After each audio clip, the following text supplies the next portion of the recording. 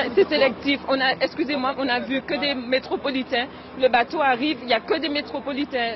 Façon de parler, excusez-moi du terme, que des blancs. Il n'y a que des blancs dans le bateau. Le bateau en question, le voici. Il est près de 21 h lorsqu'il accoste à Saint-François. À son bord, près de 100 rescapés, majoritairement de nationalité américaine.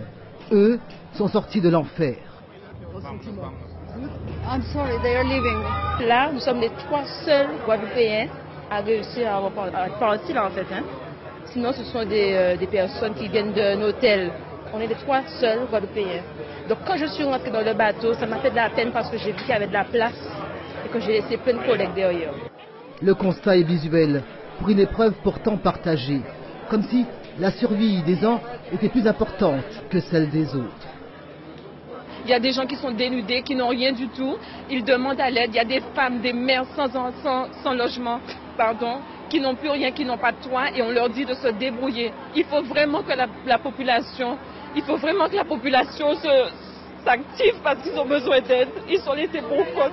Cette arrivée dans cette nuit à Saint-François a quelque chose d'extrêmement pathétique. Personne ne comprend comment ces personnes ont pu arriver ici. Le maire lui-même n'a pas eu d'informations en ce sens.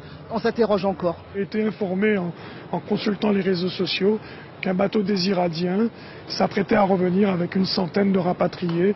Je n'en sais pas tellement plus. J'ai alerté les services de l'État. Alors, qui était vraiment au courant de cette traversée nocturne? On peut se poser la question. Le capitaine, lui, nous apporte une réponse formelle qui en dit long. On a été réquisitionné par le préfet. Il nous a demandé les caractéristiques du navire, l'autonomie et tout ça aussi. Les autorités nous ont demandé de ramener ces gens-là sur le territoire guadeloupéen. Donc c'est ce qu'on a fait, on les a ramenés. Les personnes ont déjà certaines réservations d'hôtels ici en Guadeloupe. Donc apparemment, il y a déjà 40 personnes sur les 94 qui ont déjà leur réservation. Une arrivée donc programmée, organisée en amont, mais qui fait planer un malaise. Qu'en est-il des autres? De la population restée sur place, encore plongée dans l'enfer saint-martinois?